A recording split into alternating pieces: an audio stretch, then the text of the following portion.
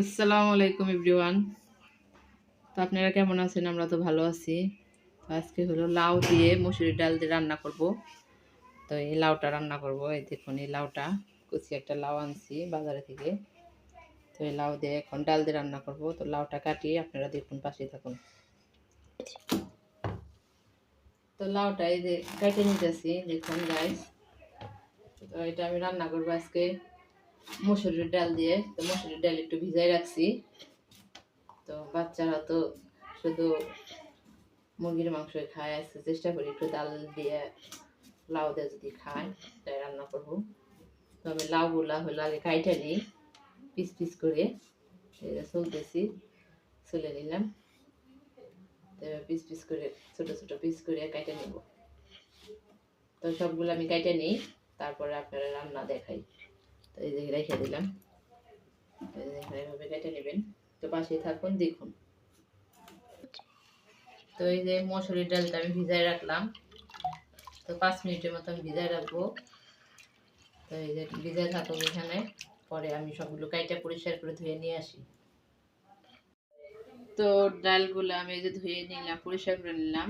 আর পাশে হলো লাউ কেটে নিচ্ছি। তো লাউটা এখন আমি এখানে দিয়ে দিব।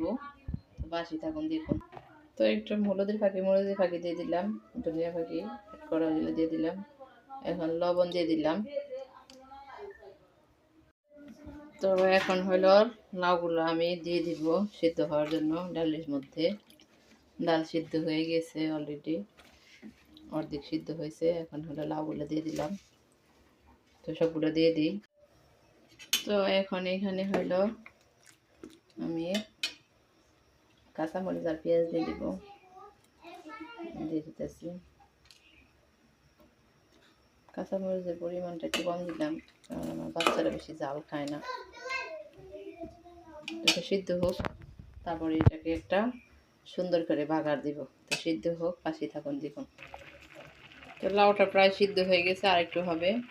তো পাশে দেখুন আমি রুই মাছ রান্না করছি সিম আলু দিয়ে। বাচ্চারা খাইতেই চায় না, তাই চেষ্টা করতেছি ডাল দিয়ে লাউ দিয়ে একটু খাওয়ানোর জন্য, দেখি খায় নাকি। তো সিদ্ধ হোক, ফিরে আসি। তো গাইস দেখতে পাচ্ছেন এই যে লাউটা সিদ্ধ হয়ে গেছে অলরেডি।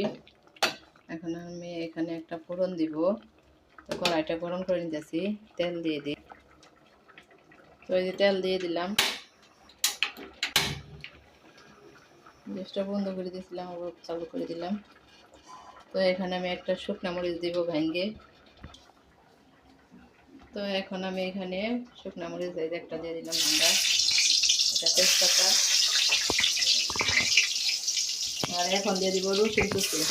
তো দিয়ে দিলাম পেঁয়াজ। এই যে তো সব কিছু দিয়ে আমি এটা ভালো ভালো করে ভাইজা চাইলে লালটা লালটা করে নিব। এই বাগারটা অনেক লোভনীয় হবে, খাইতে অনেক স্বাদ হবে। তো ভাজা ভাজা হোক। তো আমার এই যে বাগারটা কমপ্লিট, দেখুন ভাজা ভাজা হয়েছে, লালটা লালটা হয়ে গেছে। এখন আমি এটা হলো ঢেলে দিব। কড়াইটা বন্ধ করে দিলাম গ্যাসটা। এখন আমি এইখানে ঢেলে দিব, একেবারে সরাসরি। খুব সুন্দর একটা গ্রাম বাগারে। তো এইভাবে রান্না করে অবশ্যই খাবেন আপনারা সবাই। আর আমার রাজকন্যাদের খাইতে দিই, খুব সুন্দর গ্রান আসছে।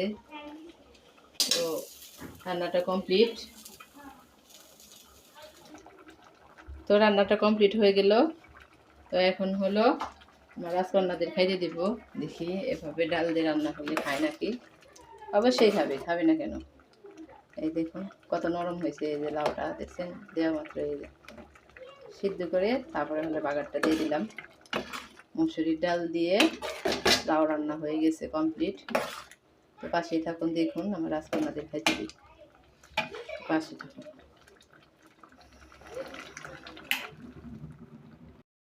তো এই যে আমার রাজকন্যাটাকে খাওয়া দিতেছি লাউ দিয়ে ডাল দিয়ে রান্না করলাম। এখন আমার বাবাটা খাবে না। বিসমিল্লাহ। কেমন হয়েছে? মজা হয়েছে না? তো ভিডিওটি ভালো লাগলে অবশ্যই লাইক করবেন, সাবস্ক্রাইব করবেন এবং ভালো লাগলে একটা শেয়ার করে দিবেন। তো এইভাবে নিত্য নতুন ভিডিও পাওয়ার জন্য অবশ্যই চ্যানেলটি সাবস্ক্রাইব করে রাখুন। তো ভালো থাকবেন, সুস্থ থাকবেন, আমাদের জন্য দোয়া করবেন। এভাবে নতুন নতুন আপনাদের রেসিপি যেন দিতে পারি আমি। আল্লাহ হাফেজ গাইস। আল্লাহ হাফেজ দাও অনিকা। আল্লাহ হাফেজ।